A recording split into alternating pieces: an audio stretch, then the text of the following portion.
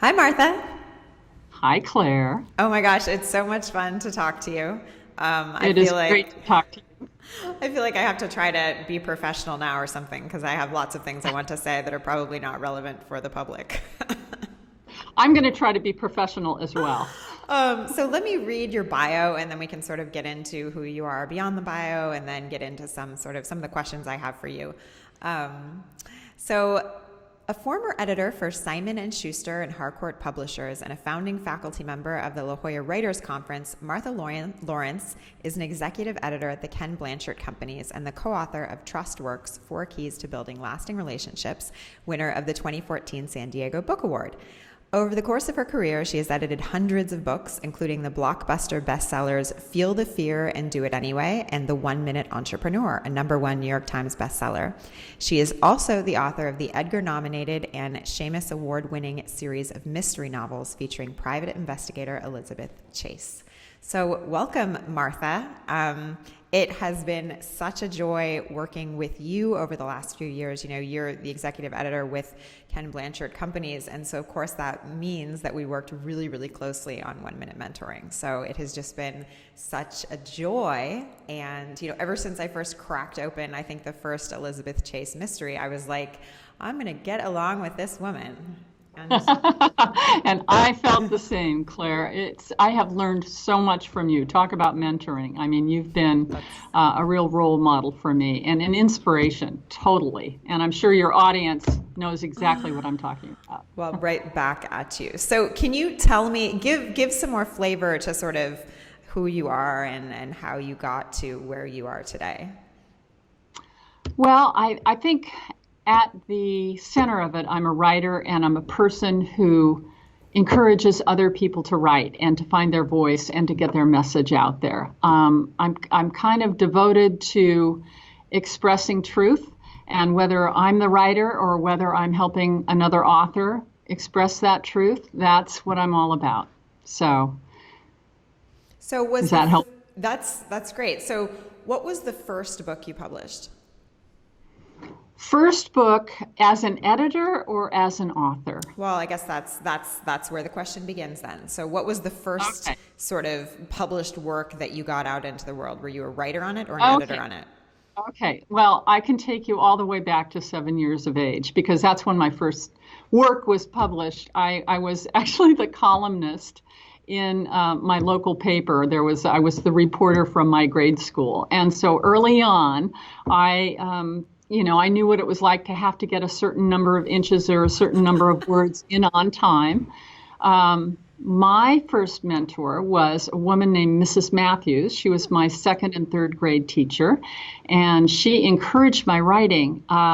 It's amazing how those early mentors make a huge difference because she really affirmed me. She said, "You're so talented."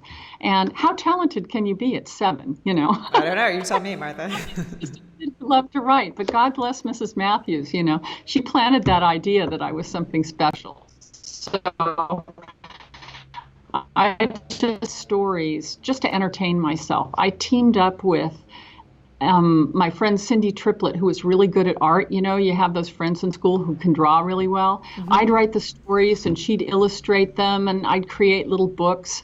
So I was doing this from the time I was a little kid, and it almost seems like it was sort of destiny for me to work with books. I can't imagine my life without them.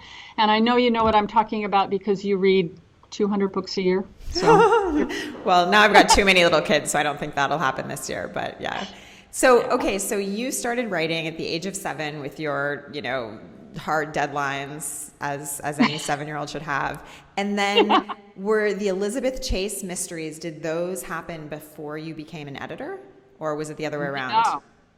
No, because as a lot of people know, you can't make a living as a writer, right? At least that's a stereotype. And I bought into that. So what does one do when one has a verbal gift? I was pre-law in college and fell in love with another pre-law student. We decided that one lawyer was enough in the family, and we made this little pact that when he got his law degree, then I would get to pursue my writing career. So he got his law degree, but then he wanted to get a master's in tax law. And I said, great, but we're going to move to New York City because that's where the book publishing industry is. And I want to get into book publishing. So that was another thought I had, is that if somebody has a dream, it really makes a lot of sense to go to the place where that dream is happening. Like, that's interesting. If you're an oceanographer, don't settle in Denver. You know what I mean? Wait, I'm writing that down. Yeah, so I still had to make money because I was supporting us while he was getting his master's in tax law, and I had a 2-year-old at the time, and so I got into book publishing. I that was the heart of book publishing, and that's where I began my book publishing career, and really got lucky. I landed a job with the managing editor at Simon & Schuster and learned a ton.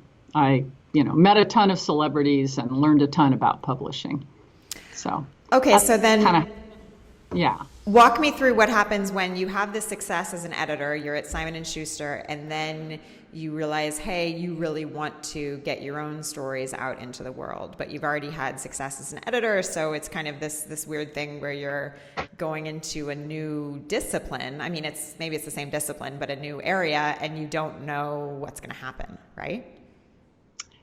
Incredibly intimidating. Actually, what happened was we ended up moving to California, where I got a job at Harcourt, working as an editor there. And I did begin to get the urge to write. In fact, I remember going to Mexico with one of my authors and saying, we'd been drinking tequila or something. And I remember confessing to him at the end of the night, I really want to be a writer. Wow. And he said to me, and I remember this, I was a little bit wasted, but I remember this loud and clear. He said to me, Martha, if you're meant to write a book, the day will come when you won't be able to not write it. Wow. Did I say that? Wow.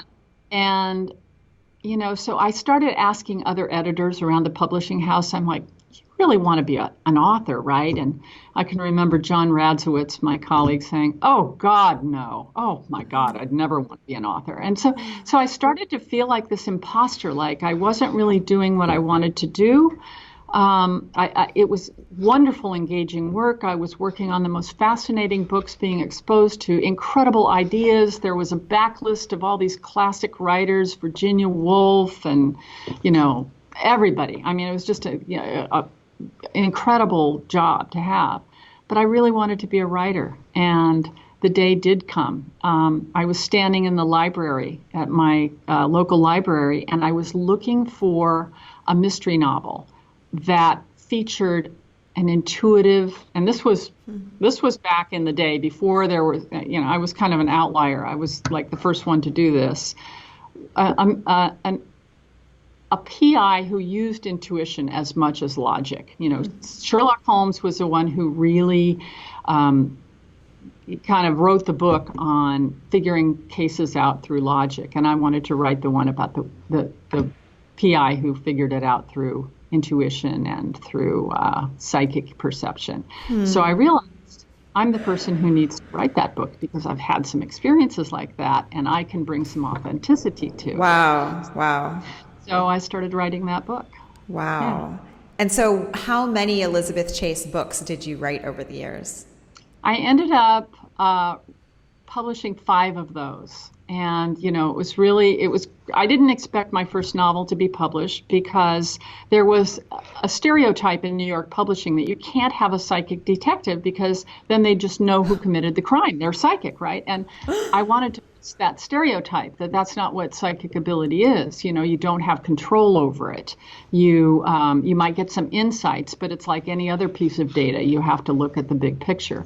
So I didn't expect it to get published, but I knew I had to write it. And so I floated a proposal out to 3 agents, and they all expressed interest, which blew me away. And then there was a bidding war for the book, and it just kind of went on from there. So, that's what I did for a number of years. And so all this time, at some point, you said, I'm just going to be a writer. I'm not going to be an editor anymore, right? Exactly. And that was a tough transition. I had a boss tell me, Martha, you need to write full time. And I'm like, and he said, you need to devote your time. You need to be going on tour. You need to be working on the next book. And so I took the leap. And it helped that I had a 3-book contract come in. That always You know. helps, right? That's always Yeah. a feather in your hat. Yeah, still, it's a scary thing, because I had always had, the security of health insurance with an organization and all that. So I had to go out on my own, and that was really scary, Wow. but fun. And so then when you were successful with the Elizabeth Chase books, did it surprise you? Did you feel like this was always coming? What was kind of your reaction to the success that those books had? It was very surprising and at the same time challenging because, when you write that first book, you have a backlog of experiences and you've been wanting to say something for so long. By about the 4th or 5th book, it was starting to feel like a job. And it was starting to feel like a job, and the sort of sacred, I really believe in what I'm doing. I'm really behind my voice. Now I can look back and say I was losing that, and it wasn't, I was, as Ken would say, I was searching for significance. And anyway, so we can talk about getting into how much Ken has influenced me. Yeah. Oh, okay. So now, right. So you've gone through this sort of, climbing up in your career as an editor and then switching and then finding, a different kind of success as a writer. So then where does the Ken Blanchard life story enter in or intersect with the Martha Lawrence life story? So here's what happened. So I had just published my 5th book, Ashes of Aries, and it was September 11. No, it was September. My book was coming out September 14, 2001. Oh, I didn't know. I've never heard this. Yeah. So 3 days before my book was published, September 11 happens. That event fundamentally shifted something deep inside of me. I was scheduled to go on tour to support the book, had all these airline tickets. My publisher had set up this 10-city tour.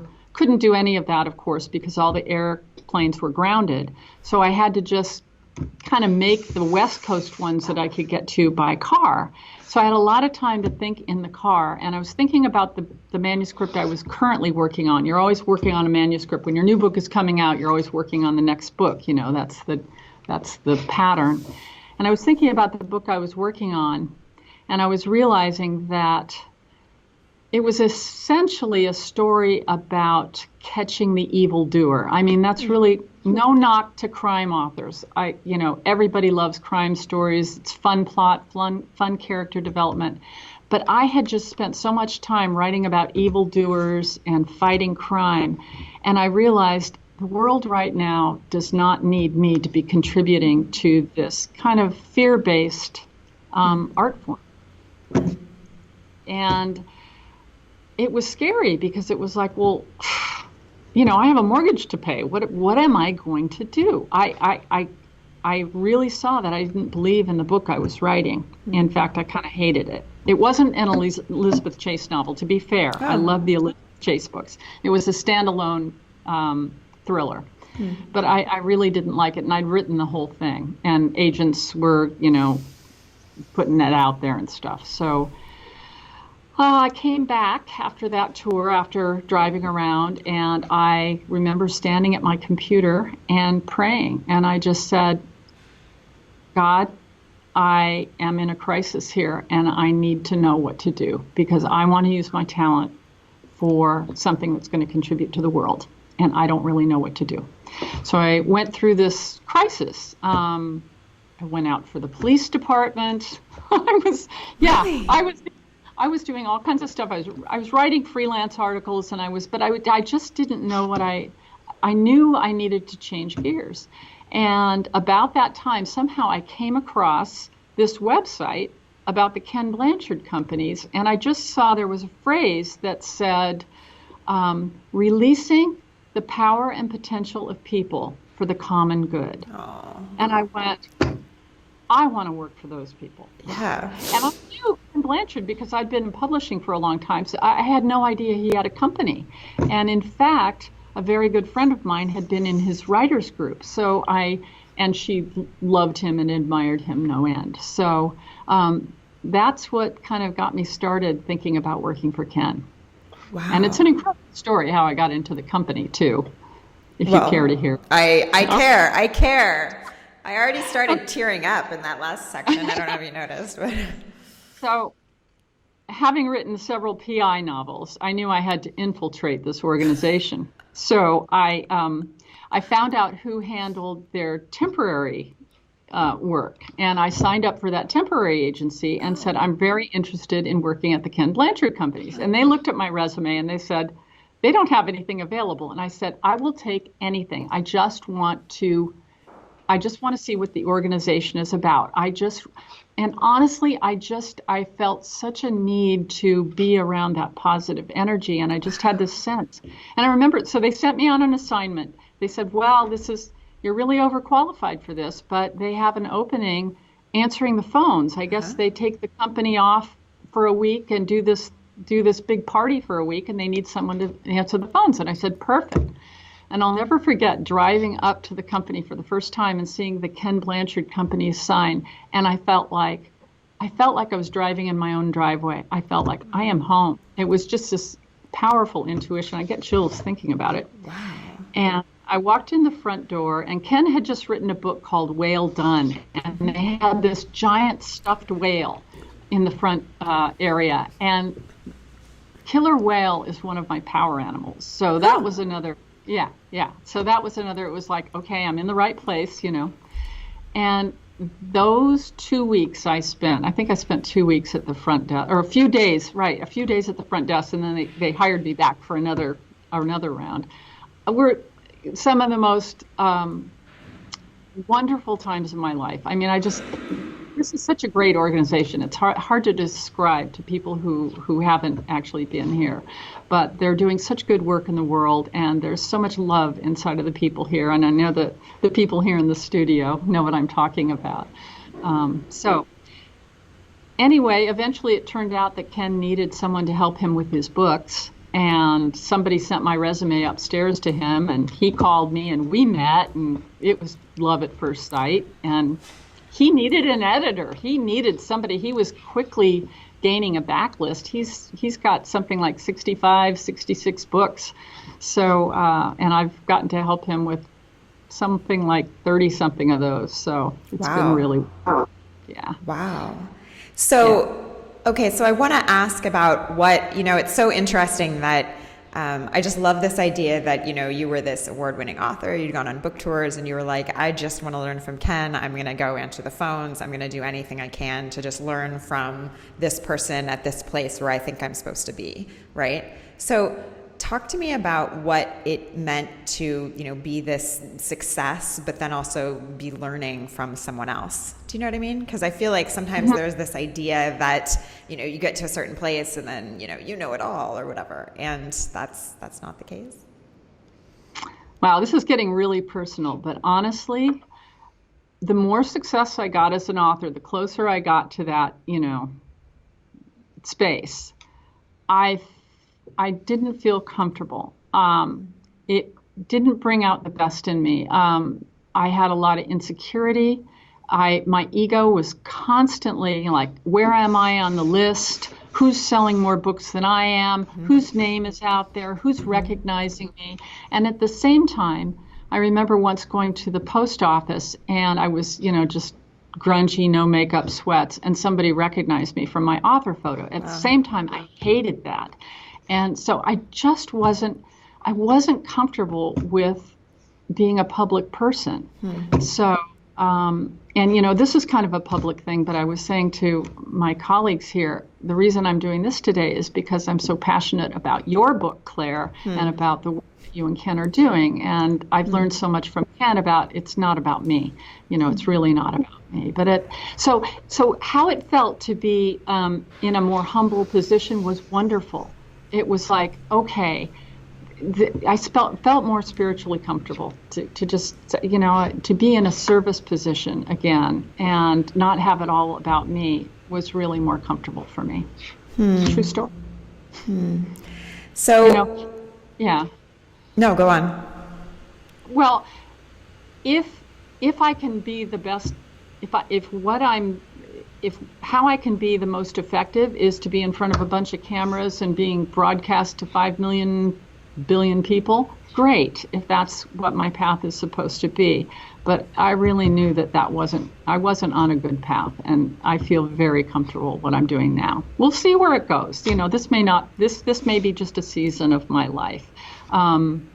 It didn't bring up issues about, I was old enough, I think, to be able to handle it. And I was so starved for camaraderie. When you're an author, and you may have other writers listening to this, it's a very lonely profession and very weird. You spend 9 months to a year all alone writing this story, and then all of a sudden you're exposed to this great big public, and it's like, it's like boom or bust, drought or deluge. And I really like being on a team and working with people every day. And I didn't realize how gregarious I was and how much I loved people. I thought I was a cranky, weirdo writer, but I'm really not.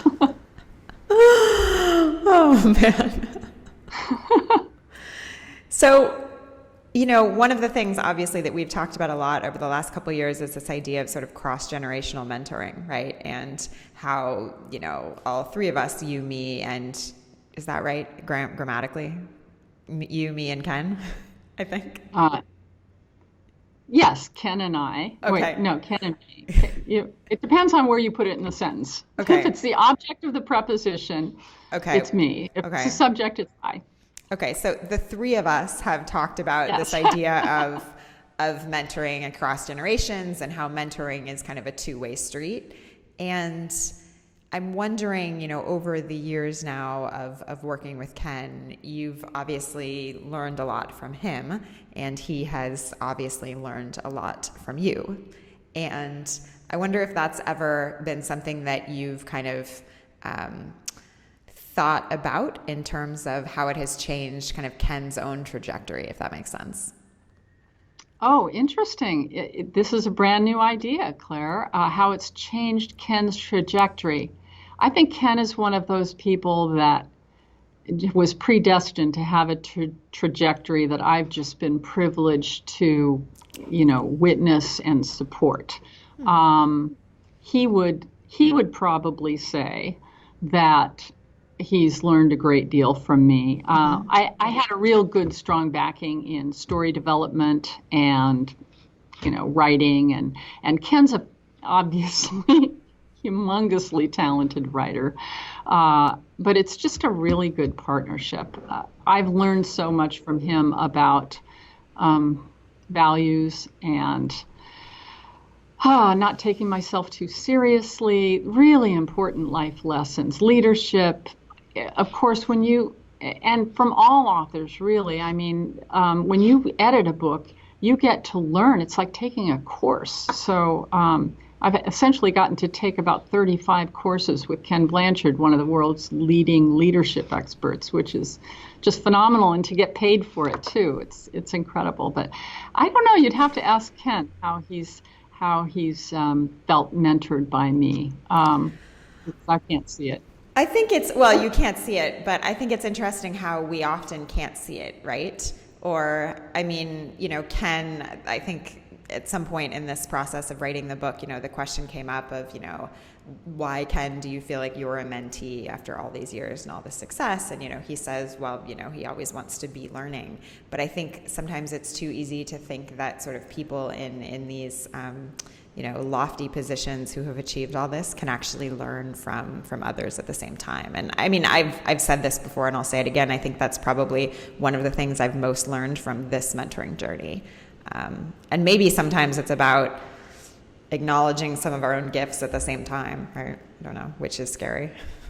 Yeah, it is, because you don't really know what you know until you teach it to somebody else. Mm-hmm. And so definitely. And Ken is, that's why he loves writing books with other people, because as he says, I already know what I know. Mm-hmm. And that's really what happened to me as a novelist. It's like, I already know what I know. my well is kind of dry. And when you work with other people, oh my gosh, you become a student again. You know, you learn all over again, and it's exciting for people who love learning. It's heaven, really. So I'm wondering, and you didn't know I wanted to ask you this, so we don't have to talk about this if you don't want, but you have a pretty personal mentoring relationship in your own life that was pretty informative for a specific portion of the story we wrote in 1 Minute Mentoring. Can you share a little bit about that? Because I think maybe that might be one of those examples of how you are the mentor, but I bet you would say you've learned something as well. Yes. Oh, wow. Absolutely. Well, it was interesting because when your book came over the transom, as we say in publishing, at the same time, over the transom, isn't that quaint? I've never heard that. Wow. At the same time, Blanchard, an organization that has so many amazing initiatives, had started this Little Sisters program, and the idea is called Beyond School Walls, and the idea was to bring in young girls at risk for dropping out of school or, you know, getting into trouble, 14-year-olds, 8th graders, bringing them in for a couple hours, a couple times a month to work with somebody in a professional position so that they could get, you know, another view of life. And I knew I'd be working on this mentoring book, and I thought, this could be very, very informative. I could, you know, this. But I was very scared because, you know, I didn't want to open my heart to another kid, to tell you the truth. That's a whole other story. But I asked my colleague, Renee, I said, you know, should I do this? And she said, you have to do it. So I signed up to be a mentor. I have the most amazing, well, she now calls me her stepmom. She basically, we started out, it was... Yeah, it was, we started out, she was very sullen, very shy, very withdrawn, you know, came from a very disadvantaged background, comes from a very disadvantaged background. All her friends are gang members, you know, she's right in the heart of it. And on top of that, has a learning disability. So, you know, paired up with me, who was supposedly gifted. How does this work? I don't know. She's like my spiritual daughter. We have just become so close.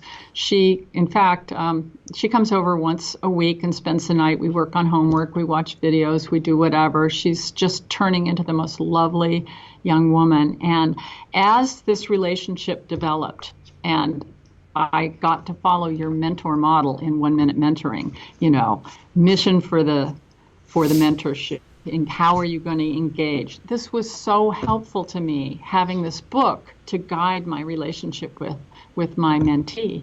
And, you know, networking. I use her network too. I have such a deeper appreciation for Hispanic culture in my town. I feel such a comfort level with her family. They're wonderful people. So networking opportunities, I've given her lots of opportunities, and she's given me the opportunity to do some things that I haven't been exposed to before. So, and review and renewal, we just decided we're in each other's lives forever. You know, so yeah, and she's on track to finish high school, which, you know, her teachers didn't think she'd do, you know. I was the only one at her 8th grade graduation, the year that she became my mentee, because her mom works 2 or 3 jobs and never got an education herself. She didn't understand the importance of being there for your daughter's 8th grade graduation. You know, I would have been sick, but, you know, she's a hardworking woman, but I was there for my mentee. I won't say her name, respect her privacy. Since she's still a minor, she's 17 now. But that's just been such an amazing experience. And everything in your book really is helpful for anyone who's considering a mentorship. Really, it's having that structure is such a wonderful guideline, and all the tools you talk about in there. Right. Wow. Yeah. So what do you do today to, you know, keep learning, essentially? What do you do to remember that, there are mentors everywhere, that there are mentoring moments on planes or in cafes or at gyms, as Ken likes to say? What do you do to sort of keep up that learning?